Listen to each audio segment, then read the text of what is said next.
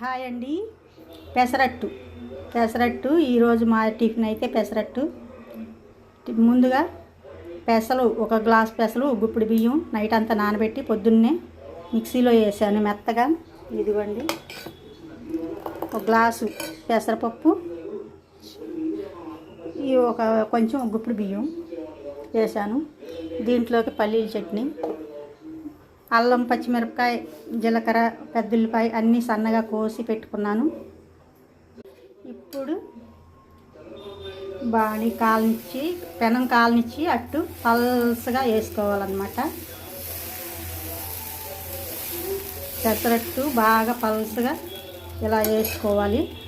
దాని మీద ముందుగా మనం తరిగి పెట్టుకున్న పెద్దుల్లిపాయ, పచ్చిమిరపకాయ, జీలకర్ర, అల్లం, ఇదిగోండి ఎర్రగా కాలింది పెసరట్టు తీద్దాం. సూపర్. అల్లం చట్నీ కానీ ఏ చట్నీ అయినా సూపర్.